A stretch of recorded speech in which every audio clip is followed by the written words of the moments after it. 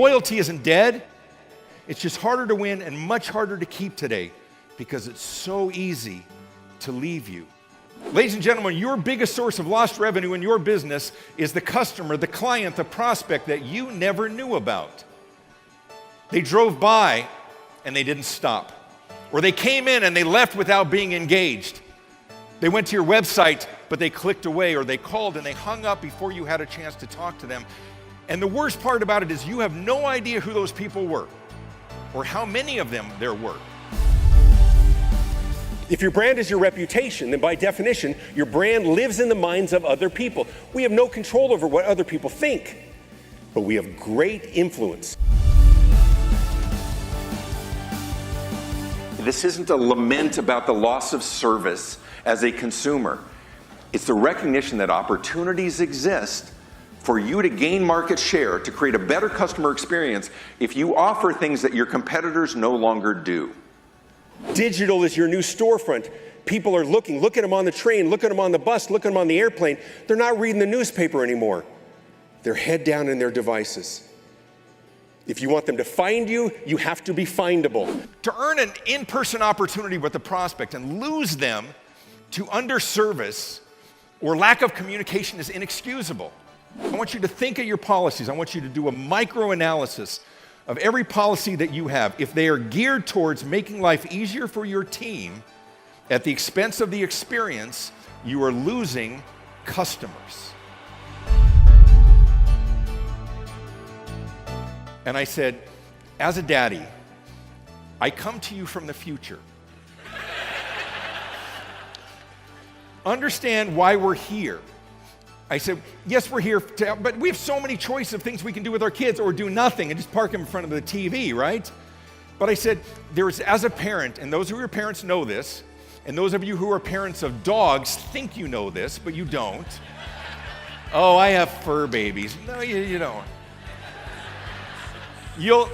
It's just like kids, but no, but you'll see. We just saw David Avrin. He was wonderful, had great advice for our office. Probably was the best presentation I've seen yet. Learned a lot. He was awesome. All the pink slips said fives. He was to die for, great, engaging, spontaneous, funny. Really fantastic speaker. He was fantastic and awesome. Got rave reviews. He was amazing. Amazing. Amazing. Amazing. It's been amazing. Right? It's a contact form. What's missing from the contact form? A phone number. How frustrated do we get when we go to the form and we can't find a phone number? And we click around the site, right? And we're looking for an email. I just want to talk to a real person. And I work with CEOs across the country and around the world, and I'm asking why. And they said, oh, we want them to use the form. I said, well, you want them to use the form. How do they want to contact you? Why don't you have a phone number? And this is the response I get almost every time. Well, if you put a phone number, they're going to call. And I'm like, who are your customers? Your customers are going to call. And if we put it, they're going to call and they're all day. Well, aren't they telling you how they want to reach you?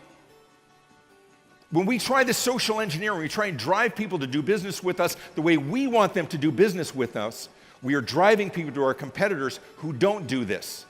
So think about it this way. Imagine you have this floating ball in front of your face.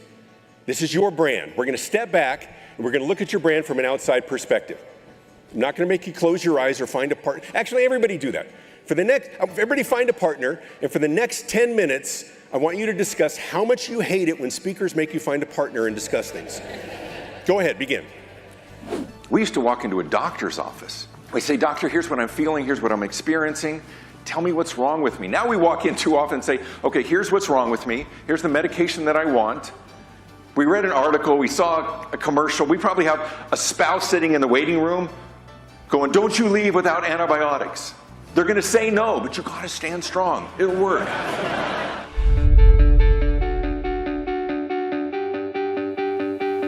I asked my kids, I said, is there anything that you think that you don't share online? I mean, can there possibly be a thought that comes to your mind? Because it's all out there. Now listen, we did stuff. There is no record of it. I'm just saying, right? Just saying, yeah. When all things are equal, when everything's the same, we're shopping based on what? On price. Who in this room aspires to be the low-priced leader in your category? Just saw David. He was amazing. We could have listened to him all day. He was fabulous. He is energetic. He's funny. He's real. It was fabulous. He was fabulous. Fabulous presentation. It was insightful. It was motivating, and he's also very funny and handsome. He's a wonderful speaker. Very real, very engaging. I thought it was fantastic. I love that. So it's 1976. I am 12 years old, and apparently I look like Mowgli from the Jungle Book.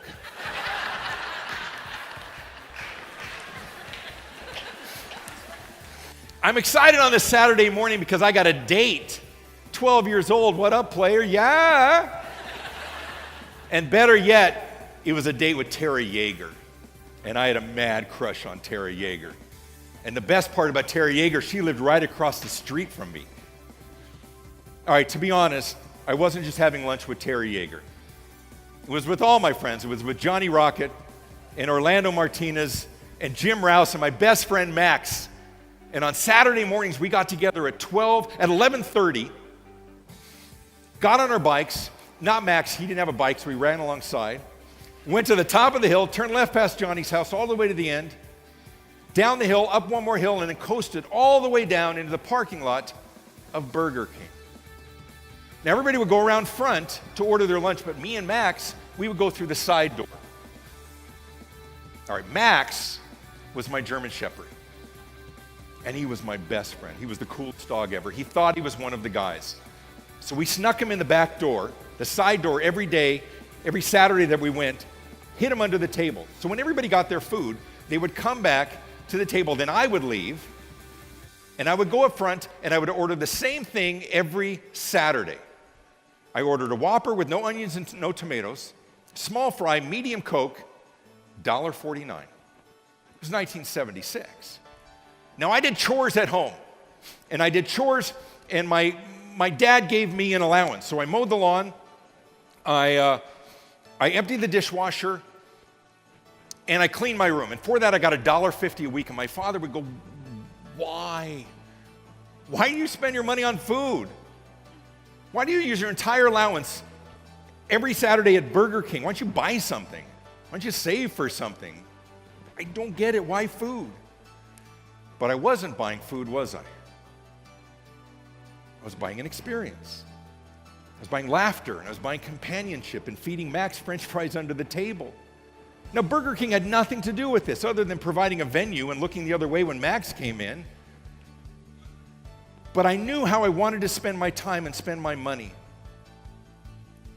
And I didn't know I was creating memories, but I was. And think about your customers. They're not saying they're looking for a great experience. They just are. They know what they like, and they will vote with their time and their dollars and their feet. And that's what I did on Saturdays. I chose to spend my time the way I wanted with the people I wanted to spend it with. I am 54 years old, and I remember it like it was yesterday. And I know what you're thinking.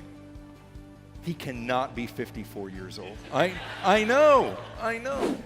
This is my daughter, Sydney. Isn't she the cutest thing? Sydney went to preschool at the big church near our house just south of Denver in Highlands Ranch, Colorado. Because I work out of my house, I get to have breakfast with my kids. So I'm having breakfast with Sydney. Take her to school in the afternoon. So she went to the afternoon session from noon to 3 in the afternoon.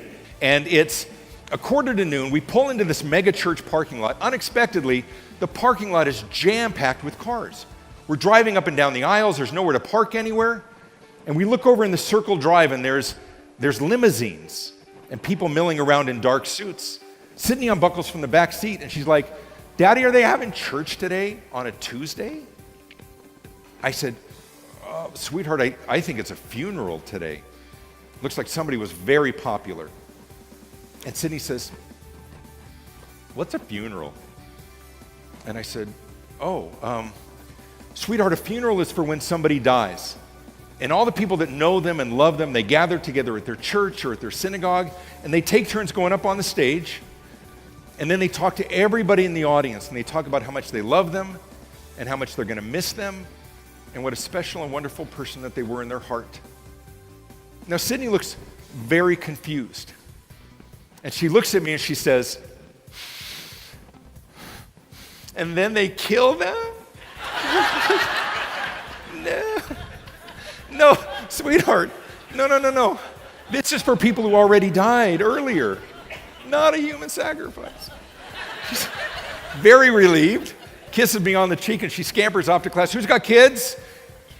Is it not the cutest thing in the world as they discover their world for the first time? Of course, she doesn't know what a funeral is. How does she know what a funeral is until she knows what a funeral is?